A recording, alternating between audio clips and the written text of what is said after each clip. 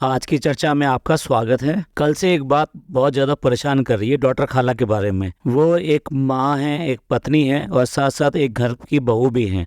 तो वो अपने सारे के सारे फ़र्ज़ जो है बहुत अच्छी तरह से ईमानदारी से निभाती हैं और उसके बाद में इतनी परेशानी के साथ में भी हंसती रहती हैं और हमेशा उनको मुस्कुराते हुए देखोगे। तो वो अकेले ही इन सब चीज़ों से लड़ती रहती हैं। ऐसा विचार हमें ऐसा क्यों आया? ऐसा विचार इसलिए आया कि अभी एक दिन पहले जब इनके दादाजी गुजरे, यानी किज़ा के यहाँ इनके दादाजी गुजरे, तो वो अकेली ही थी वहाँ पर और वहाँ पर वो वापस गई क्योंकि वो मुंबई के लिए निकल चुके थे।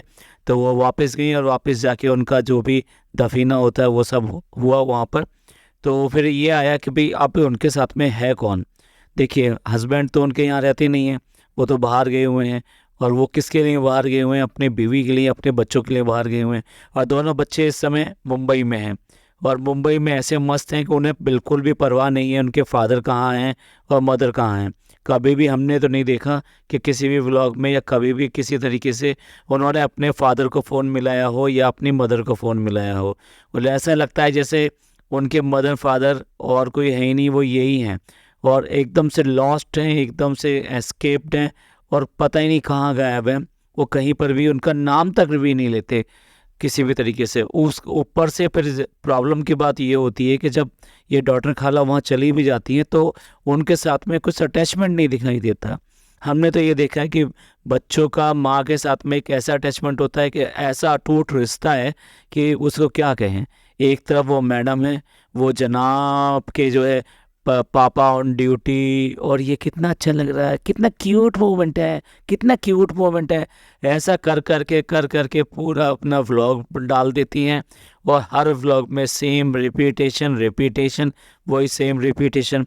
यानी वो दिखाती है कि पापा और बेटे की जो बॉन्डिंग है वो एकदम डिफरेंट है और बहुत ज़्यादा है, जिसको वो देखकर बहुत खुश होती हैं।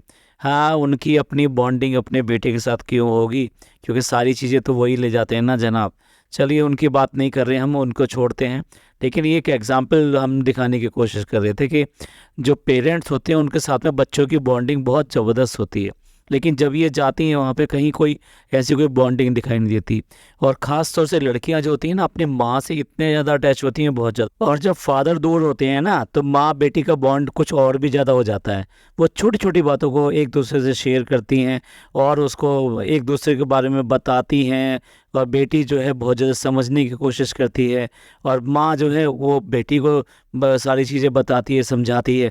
और दूसरी बात ये कि बेटी को सबसे ज़्यादा, या बेटे को भी सबसे ज़्यादा तो इस बात का रहता है कि फादर हैं नहीं, तो माँ जो है वो किस तरह से ये सब चीज़ें संभाल लिए। तो उनका उनके लिए प्यार और इज्जत इतनी ज़्यादा बढ़ जाती है, बहुत ज़्यादा बढ़ जाती है।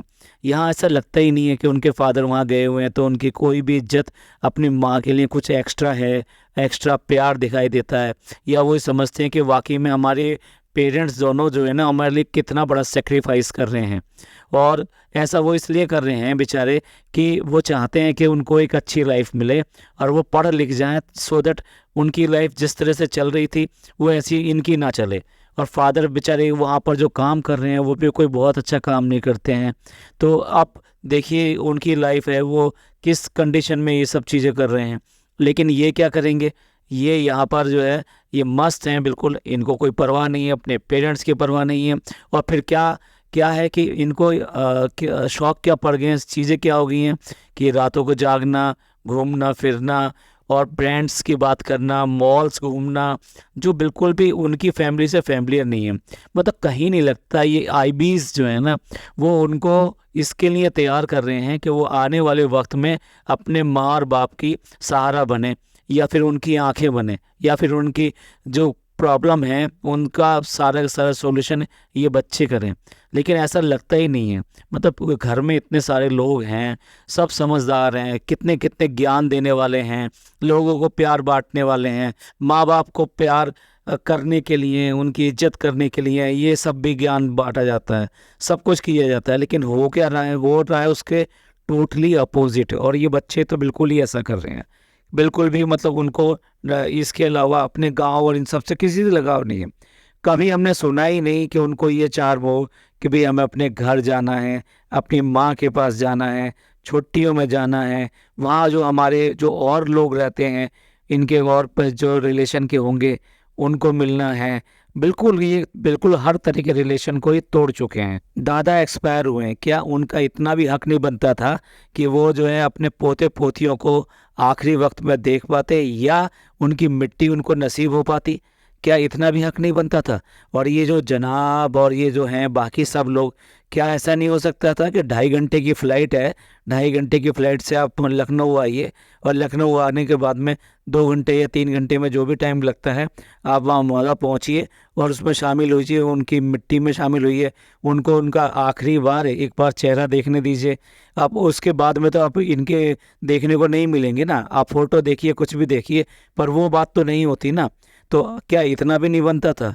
ये तो वैसे तो इतने पैसे वाले और सबको देखने वाले, सबका अच्छा बुरा सोचने वाले इस तरह के लोग हैं, तो फिर क्या इतना भी नहीं कर सके कि उन बच्चों को तुरंत यहाँ पे लाया जा सकता था और जाके वो भी देखते और कम से कम उनको पता चलता कि उनके दादा के साथ ये हुआ है, तो इस तरह से उनका भी कहीं ना कहीं जुड़ाव होता।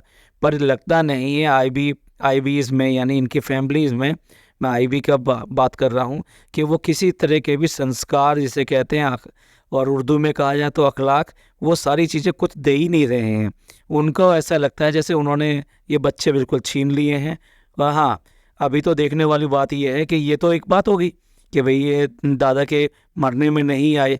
अब देखिए अगले महीने ही एनिवर्सरी है, बहन की एनिवर्सरी है, और उसके लिए जो है जहाँ तक हम समझते हैं डांस परफॉर्मेंस करने के लिए डांस सीखा जा रहा है, तो अगले महीने या डांस करने के लिए आ जाएंगे। तो अब ये बताइए, दादा जो चला गया वो इम्पोर्टेंट नहीं है, लेकिन बहन के यहाँ डांस करना बहुत बहुत ज़्यादा इम्पोर्टेंट है। वाह, बहुत ज़्यादा इस फैमिली को मुबारक हो। ये फैमिली अगर ऐसे ऐसे बात कर रही है, और बहुत सारे लोग इनके हमारे से झगड़ने आ जाते हैं कि आप लोग इन्हीं के बारे में बात करते हैं, इन्हीं से आपको क्या बैर है, क्या दुश्मनी है, आपको क्यों बुरे लगते हैं? तो बुरे ये लगेंगे भाई, ये कप्तानी कितने लोगों का दिल दुखाते हैं, बहुत ज़्यादा लोगों का दिल दुखाते हैं, तो नेचुरल सी बात है कि बुरे लगने ही चाहिए। आप उन्होंने मेरे हिसाब से तो इनकी फैमिली को बिल्कुल तोड़ दिया है। और ये अगर ये सोचते हो कि भाई ये जो है ये वहाँ चले जाएंगे दोबारा गांव में अपनी माँ के पास चले जाएंगे, ये ऐसा करेंगे, ऐसा कुछ भी करने वाले हैं नहीं। और इस तरह से कुल मिला के ये है कि इनका भी नाता वहाँ से लगभग ख़त्म है। सबसे ज़्यादा दुख की बात तो ये होती है ना कि जो माँ और बाप है ना, उनका जो सेक्रीफाइस सिस्टम चल रहा है, वो जो इतना ज़्यादा त्याग कर रहे हैं, वो उनका सारा का सारा वेस्ट जा रहा है और आगे भी जाएगा, क्योंकि इस सब से इनको कुछ भी मिलने वाला नहीं है। इन दोनों को बेचारों को इवन देन इज्जत के नाम पे भी अभी भी देख रहे हैं हम, कुछ ऐसा दिखाई नहीं देता है। और आगे आने वाले वक्त में उन्होंने मुंबई में ही रहना है, और पढ़ें या ना पढ़ें, उन्हें इतना अच्छा तरह पता है कि उनका जो कैरियर जो है आसानी से क्या होने वाला है। जब ये जो है हमारी जो चालू अप्पी हैं, ये कुछ ना पढ़ के भी, कुछ ना करके भी लाखों रुपए बटोर रही हैं, और साथ साथ इतने ज़्यादा फ़ोटो और ये सब खींचते हैं, इतने प्रमोशंस आते हैं, इतने सूट्स आते हैं, इतने कपड़े आते हैं, हर चीज़ आती है, तो फिर उन्हें क्या ज़रूरत है? उनके पास में तो एग्ज़ाम्पल है ना, तो वो क्यों करके ऐसा करेंगे? तो कुल मिला के ये है कि लाइफ टोटली इन दोनों की स्पॉइल हो रही है, जो कि इनके पेरेंट्स हैं, और उस पर ध्यान देने वाला कोई नहीं है। इवन देन ये जो आईबीज़ हैं, आईबीज़ भी नहीं है। रियली बहुत ही ज़्यादा दुख के साथ में और भारी मन से मैं कहता हूँ कि अगर ये व्लॉग पसंद आया हो तो प्लीज़ लाइक कीजिएगा, सब्सक्राइब कीजिएगा और शेयर कीजिएगा, क्योंकि इस ब्लॉग को बना के बिल्कुल भी खुशी नहीं मिली। एक माँ बाप को अपमानित देखकर, बेइज्जत देखकर कहाँ से खुशी मिलेगी? अपने लोगों का ख्याल रखिए, खुश रहिए। थैंक यू, धन्यवाद, शुक्रिया।